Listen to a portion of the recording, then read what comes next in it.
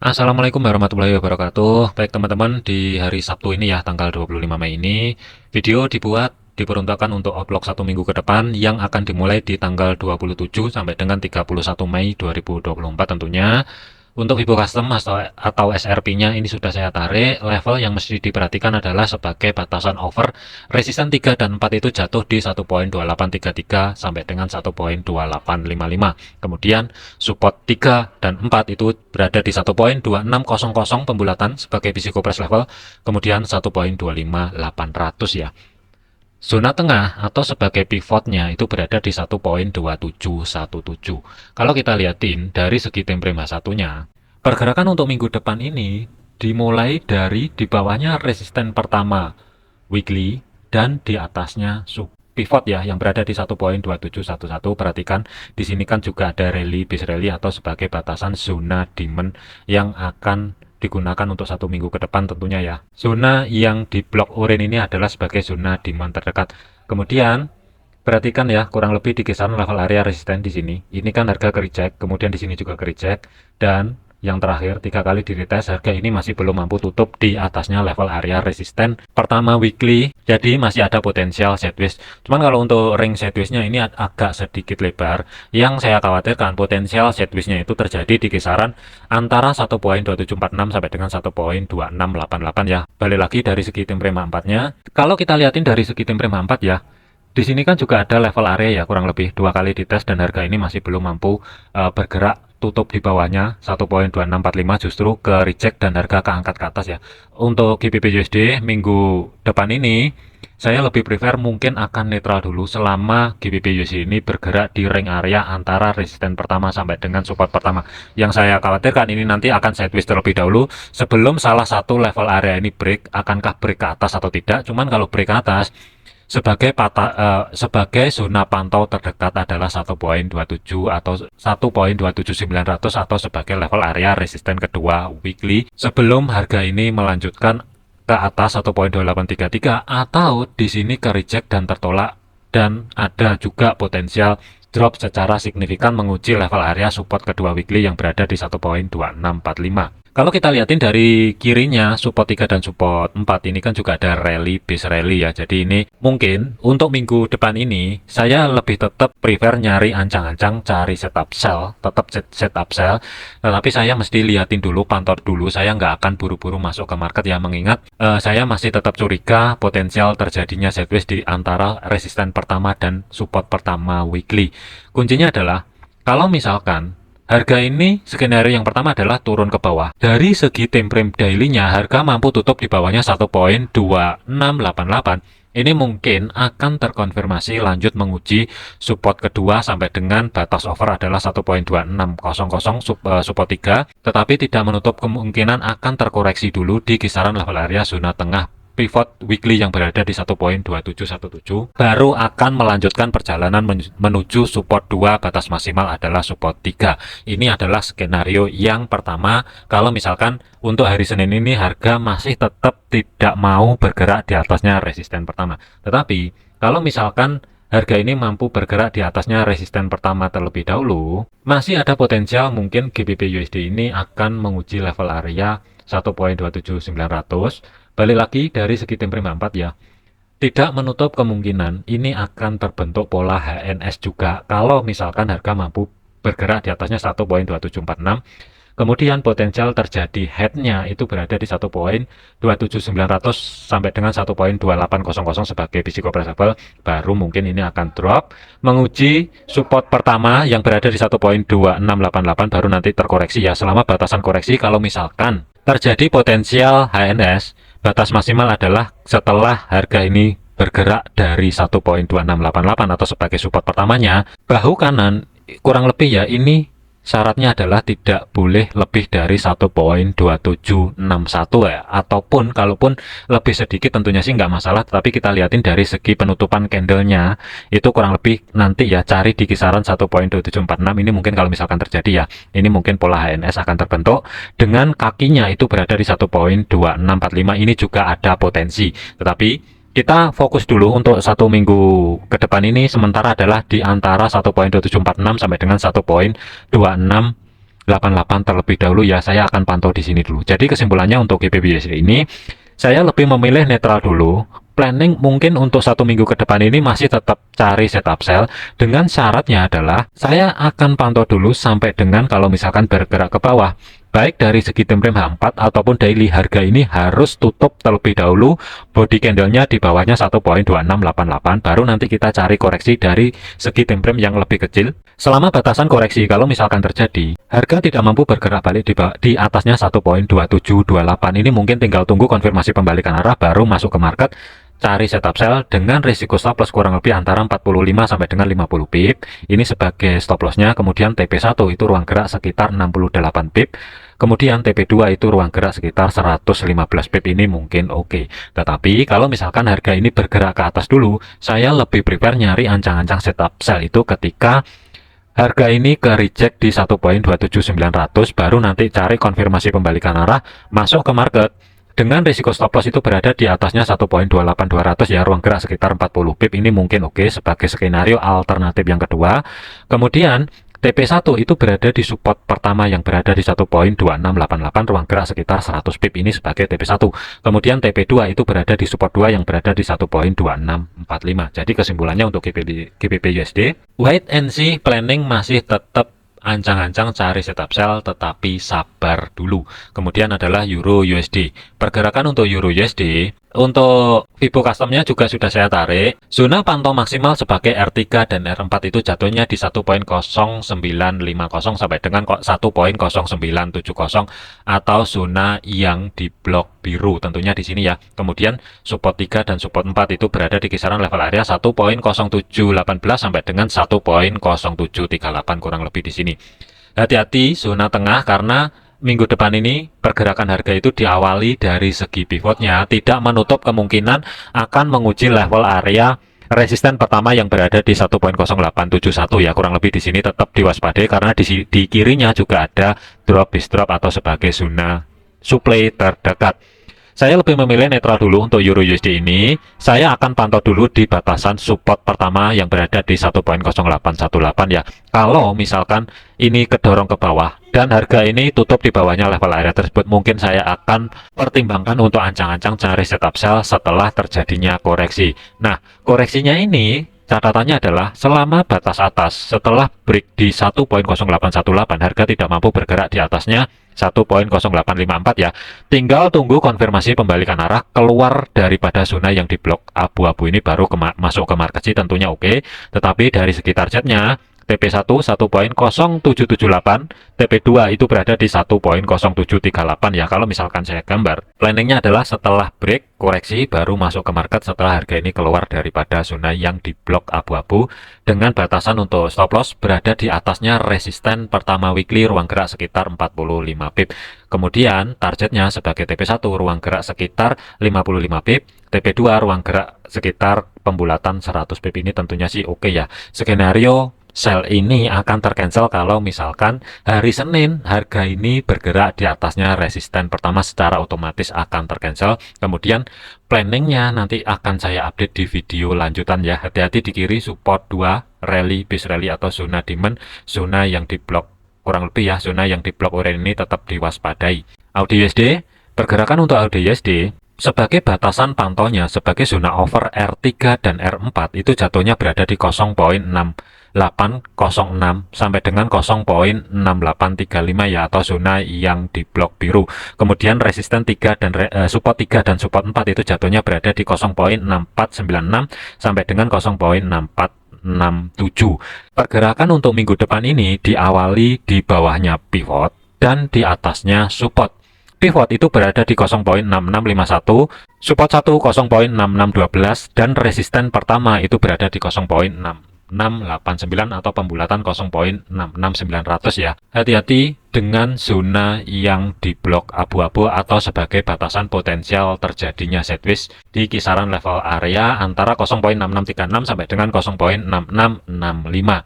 Selama pergerakan AUD USD minggu depan ini harga tidak mampu bergerak di atasnya blok abu-abu, mungkin saya akan tetap cari planning untuk setup sell, tetapi saya mesti pastikan dulu ya, dua skenario. Yang pertama adalah kalau misalkan harga ini kedorong ke atas. Selama pergerakan itu tidak mampu bergerak di atasnya 0,66900, ini mungkin saya akan menunggu harga bergerak balik di bawahnya sebagai batasannya blok abu-abu 0,6636.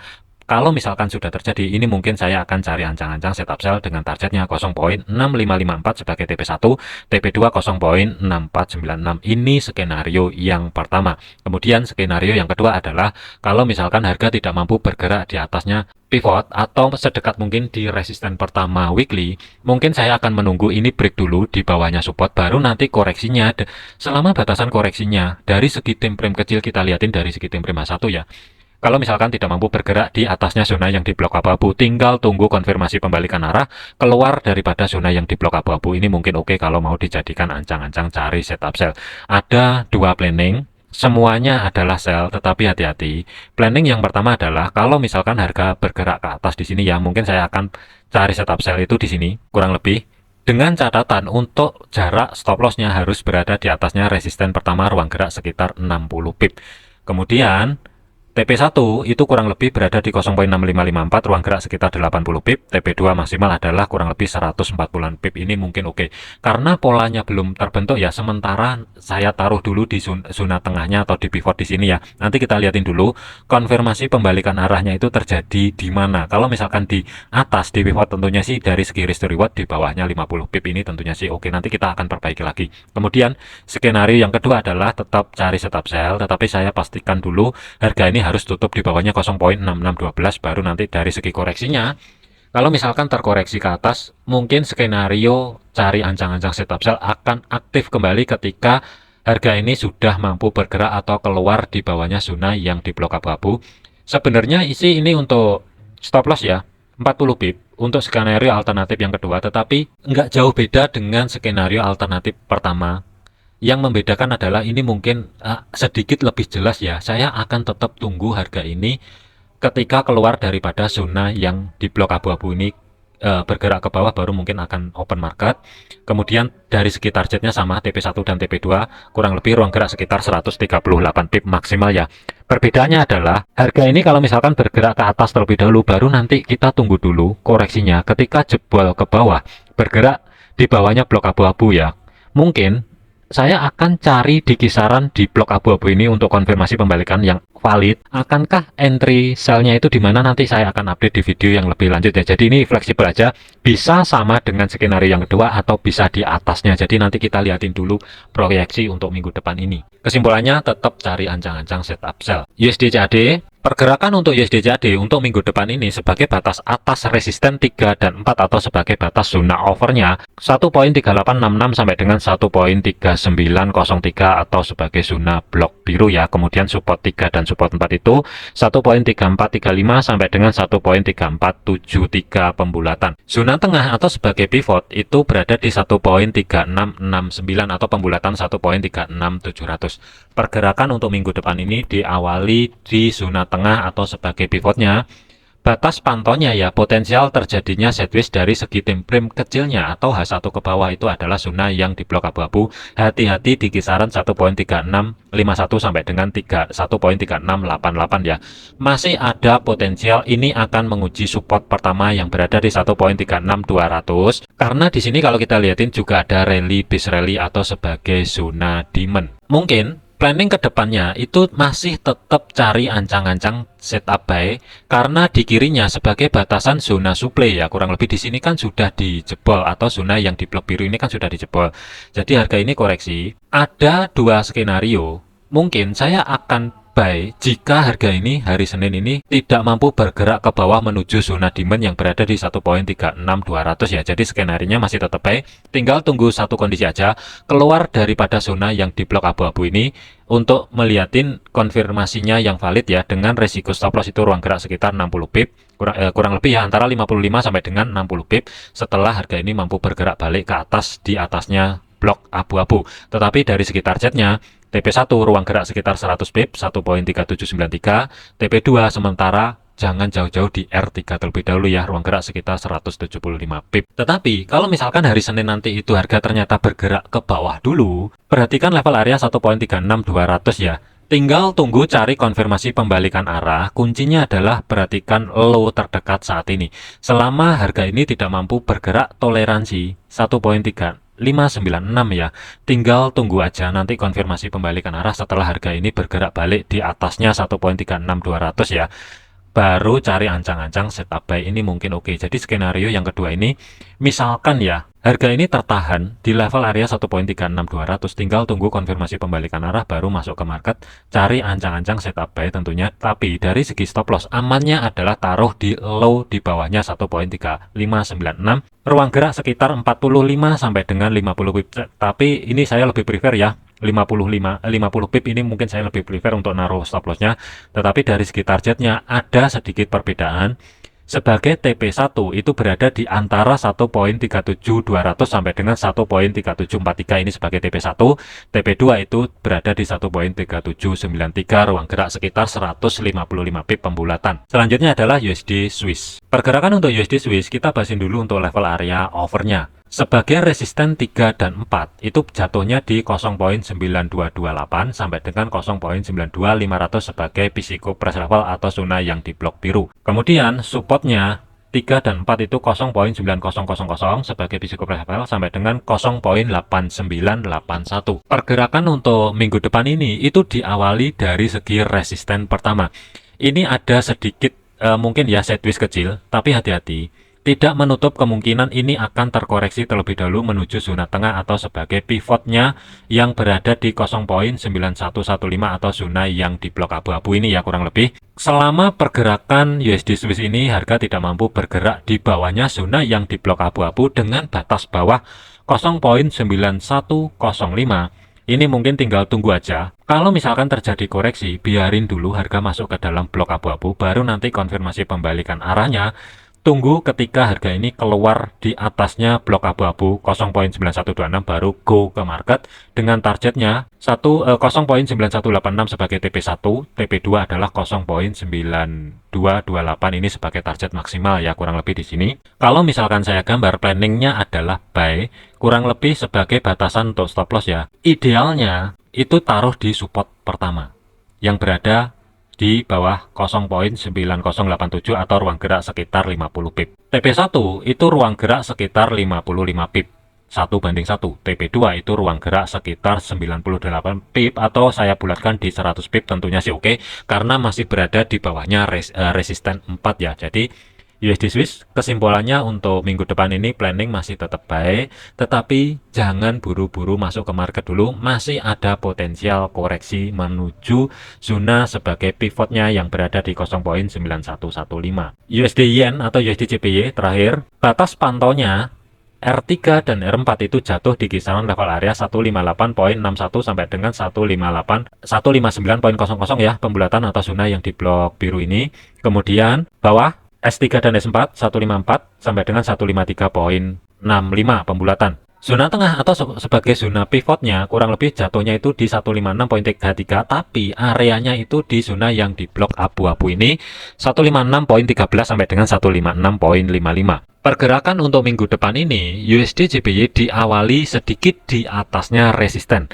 Ini saya anggap nempel di level area resisten ya. Ini kurang lebih di sini dulu. Tetap masih ada potensial terjadinya koreksi menuju zona tengah.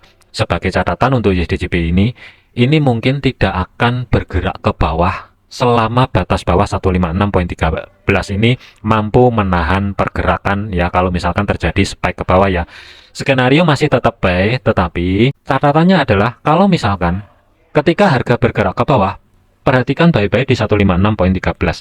Selama penutupan dari segi time frame 4 atau daily, harga tidak mampu bergerak tutup candle ataupun bodinya ya di bawahnya 156.13. Tinggal tunggu konfirmasi pembalikan arah, biarin dulu harga ini keluar bergerak di atasnya zona yang di blok abu-abu, baru masuk ke market dengan targetnya 157.76, TP2 158.61. Ini tentunya sih oke. Kalau misalkan saya gambar, kurang lebih ya, sebagai batas untuk stop loss, sebenarnya sih kurang lebih ini sekitar 75 pip sebagai batasan untuk stop lossnya. Tetapi dari segi targetnya, TP1 itu ruang gerak sekitar 110 pip, TP2 itu kurang lebih ya, pembulatan 200 pip. Ini adalah planning pertama untuk USD Yen atau untuk USD JPY untuk minggu depan ya. Syaratnya adalah Kalau menurut saya, perhatikan dulu, jangan buru-buru masuk ke market. Kemudian planning yang kedua adalah kalau misalkan kehilangan level area pivot, perhatikan di kiri, di sini kan juga ada rally, base rally atau zona demand ya, kurang lebih zona yang di blok orange. Mungkin di sini adalah idealnya kalau misalkan USD JPY ini nanti bisa terkoreksi sedikit lebih dalam selama batasan bawah sebagai zona demand 155.500 tidak dijebol ke bawah. Ini tentunya sih kalau mau dijadikan untuk setup swing sih tentunya lebih oke, karena USD JPY ini menurut saya lebih stabil pergerakannya daripada pair lain ya. Planningnya masih tetap baik, tinggal tunggu aja konfirmasi pembalikan arah. Sarannya adalah ketika harga bergerak di 155.78 di atasnya ya, ini mungkin skenario buy akan aktif dengan stop lossnya antara 55 sampai dengan 60 pip. TP1 itu ruang gerak sekitar 190 pip, TP2 itu ruang gerak sekitar 275 pip pembulatan ya. Jadi USD JPY untuk minggu depan ini planningnya juga sama, masih tetap buy, tetapi hati-hati ada dua skenario. Jangan buru-buru masuk ke market terlebih dahulu. Oke, mungkin ini aja outlook untuk 1 minggu ke depan ya. Saran saya adalah jangan overload, jangan overtrade, jangan masuk ke market kalau misalkan tidak sesuai dengan analisa teman-teman sendiri. Jadikan video ini sebagai referensi, jangan dijadikan sebagai patokan. Segala putusan risiko ditanggung masing-masing. Untuk kelas memahami tentang Fibo Custom atau Fibo SRP ini, silahkan DM di nomor yang ada di bawah ya. Sekian, terima kasih. Sampai jumpa di video selanjutnya. Stay safe.